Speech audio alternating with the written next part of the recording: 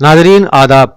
मौर्रिखा 15 दिसंबर 2022 मुताबिक 20 जमादिल अव्वल 1444 हिजरी के अवधनामा वाइस एडिशन में आपका खैर मकदम है। पेश खिदमत है अवधनामा में शाये खास खबरों की तलखीस। अरुणाचल प्रदेश के तवांग में हिंदुस्तानी फौज और चीनी फौज के दरमियान झड़प का मामला दूसरे दिन भी पार्लियामेंट में काफी गर्म रहा। अपोजिशन ने इस मामले पर बहस का मुतालबा किया, लेकिन हुकूमत अपोजिशन की बात सुनने को तैयार नहीं हुई, जिसके बाद कांग्रेस समेत 17 अपोजिशन जमातों ने मुत्तफिका तौर पर ऐवान की कार्रवाई का बाइकाट करने का फैसला किया और ऐवान से वॉकआउट कर दिया।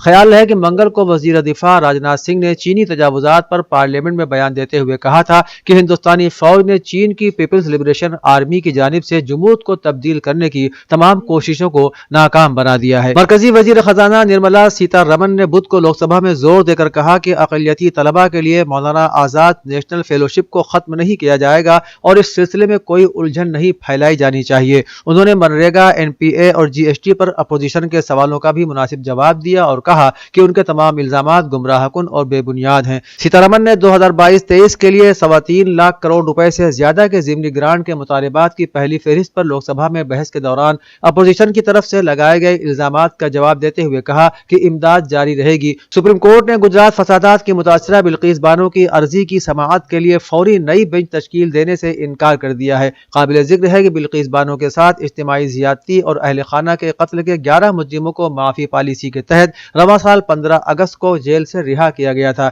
इन सभी को उम्र कैद की सजा सुनाई गई थी। बिल्किस ने गुजरात हुकूमत की माफी पॉलिसी के खिलाफ सुप्रीम कोर्ट में अर्जी दाखिल की है ताकि उसके मुजरिमों को वापस जेल भेजा जा सके। इस मामले में सुप्रीम कोर्ट की जस्टिस बेला M त्रिवेदी ने मंगल यानी 13 दिसंबर को बिल्किस बानो की अर्जी की समाअत से खुद को अलग कर लिया था। बिहार में जिला सारण में नकली शराब पीने से मरने वालों की तादाद बढ़कर 25 हो गई है। सरकारी जराये ने बताया कि दुइला गांव में मुबैना तौर पर नकली शराब पीने से 20 लोगों की मौत हो गई। लाशों को पोस्टमार्टम के लिए भेज दिया गया है। इस हवाले से मजीद इत्तलाआत पोस्टमार्टम रिपोर्ट आने के बाद ही सामने आ सकेंगी। इस दरमियान जिला इंतजामिया ने कहा कि इस तरह के वाकयात को रोकने और एहतियाती तदाबीर के तौर पर एक सर्वे टीम मुतासरा इलाकों में घर घर सर्वे करेगी। जिला मजिस्ट्रेट और पुलिस सुपरिटेंडेंट सारण मौके पर पहुंच चुके हैं और सूरत हाल और इंतजामात पर गहरी नजर रखे हुए हैं। अवधनामा कंपटीशन में जिन अहले कलम हजरात के अफसानों और गजलों को अपलोड किया गया था उसमें मोहम्मद तनवीर की गजल सैयदा तज़ीन फातिमा के अफसाने को सबसे ज्यादा लाइक्स मिलने पर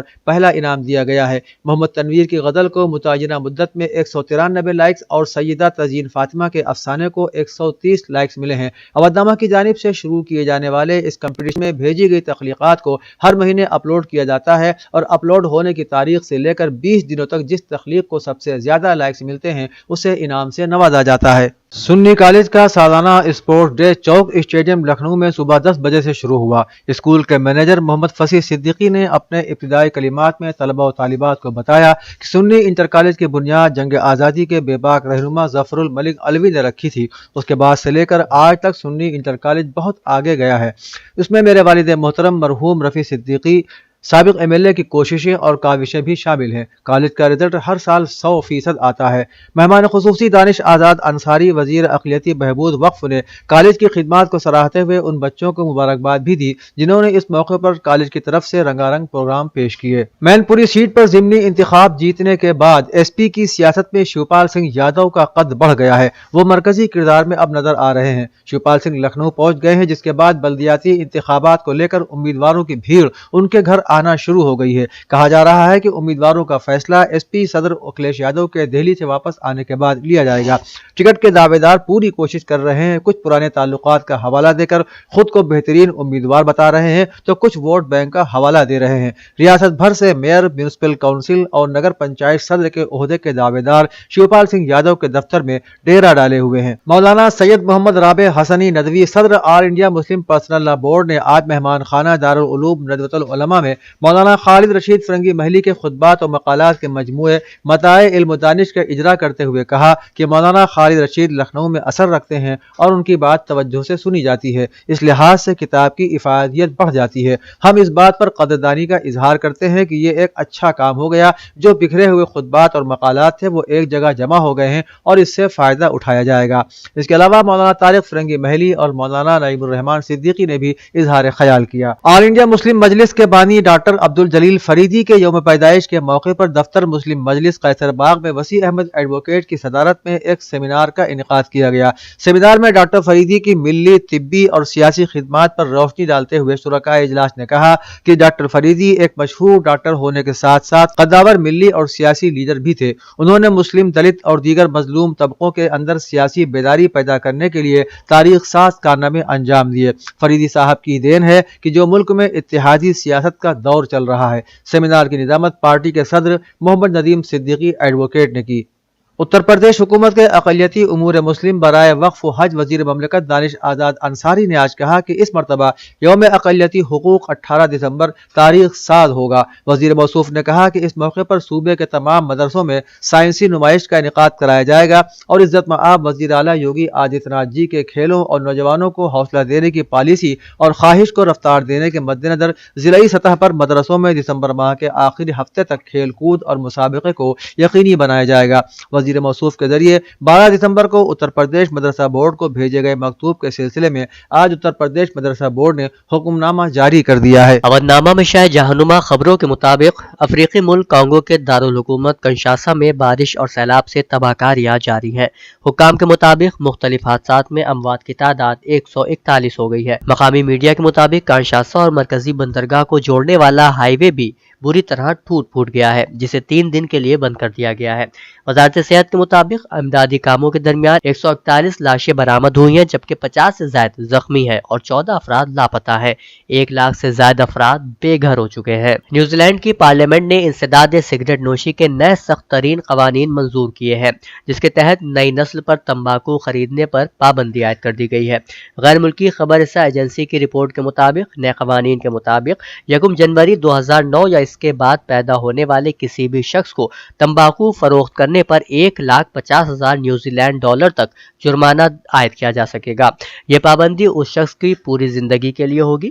رپورٹ کے مطابق تمباکو نوشی کی اشیاء میں نکوٹین کی مقدار کو کم کرنا بھی قانون کا حصہ ہے، جس سے تمباکو کو فروخت کرنے والوں کی تعداد میں 90% تک کمی ہو جائے گی۔ سعودی عرب کے مقدس شہر مکہ مکرمہ میں جبل نور کو خوبصورت قرآنی آیات سے روشن کر دیا گیا۔ جبل نور غار ہرا کا وہ مقام ہے جہاں حضور اکرم صلی اللہ علیہ وآلہ وسلم پر پہلی وحی نازل ہوئی تھی۔ اس کا اہتمام پہاڑوں کے عالمی دن کی مناسبت سے کیا گیا ہے۔ روشنی کے پس منظر کے ساتھ قرآنی آیات مکہ مکرمہ آنے والے زائرین کو اپنی طرف متوجہ کر رہی ہیں۔ اس مقصد کے لیے قرآن پاک کی ان آیات کا انتخاب کیا گیا ہے جس میں مختلف حوالوں سے پہاڑوں کا تذکرہ موجود ہے۔ بنگلہ دیش میں پولیس نے ملک کی سب سے بڑی اسلامی جماعت اسلامی کے سربراہ کو گرفتار کر لیا ہے۔ ڈان اخبار میں شائع رپورٹ کے مطابق امیر جماعت اسلامی کو اس اعلان کے چند روز بعد گرفتار کیا گیا ہے جس میں کہا گیا تھا کہ جماعت وزیر اعظم شیخ حسینہ کو معزول کرنے کے لیے ہونے والے مظاہروں میں مرکزی اپوزیشن کے ساتھ شامل ہوگی۔ پولیس ترجمان نے الزامات کی وضاحت کے بغیر بتایا کہ امیر جماعت شفیق الرحمان کو محکمہ انسداد دہشت گردی کے افسران نے ڈھاکہ میں گرفتار کیا ہے۔ پاکستان تحریک انصاف اپنی الیکشن کراؤ ملک بچاؤ مہم کے تحت جمعے تک اپنی ریلیاں ختم کرنے کا ارادہ رکھتی ہے اور پارٹی ہفتے کو لاہور میں ایک بڑا جلسہ کرے گی۔ پارٹی کے سربراہ اور سابق وزیر اعظم عمران خان یہاں پارٹی سربراہوں کی دونوں صوبائی اسمبلیوں کو تحلیل کرنے کے اپنے حتمی منصوبے کا اعلان کریں گے۔ ایران کی پارلیمنٹ مجلس شورائے اسلامی اراکین نے فرانس کے مسلسل مداخلت پسندانہ اقدامات کی مذمت کرتے ہوئے ایک بیان جاری کیا ہے۔ بدھ کے روز جاری ہونے والے بیان پر پارلیمنٹ کے 194 ارکان نے دستخط کیے، جس میں پیرس کی جانب سے ایران کے اندرونی معاملات میں مداخلت کو مسترد کرتے ہوئے اس کی مذمت کی گئی ہے۔ چین نے اپنے شہریوں کو افغانستان فوری طور پر چھوڑنے کا مشورہ دیتے ہوئے کہا کہ وہ جتنی جلدی ممکن ہو سکے افغانستان سے نکل جائے۔ بین الاقوامی خبر رساں اداروں کے مطابق افغان دارالحکومت کابل میں ایک چینی ہوٹل پر حملے کے بعد بیجنگ نے افغانستان میں موجود اپنے تمام شہریوں کو فوری نکلنے کا مشورہ دیا ہے۔ واضح رہے کہ ایک روز قبل ہی داعش کی جانب سے کابل میں چینی ہوٹل پر حملے کی ذمہ داری قبول کی گئی تھی۔ اودنامہ میں شائع مضامین کو مکمل طور پر پڑھنے کے لیے اودنامہ کی ویب سائٹ www.awadnama.com پر وزٹ کریں اور ای پیپر پر کلک کریں۔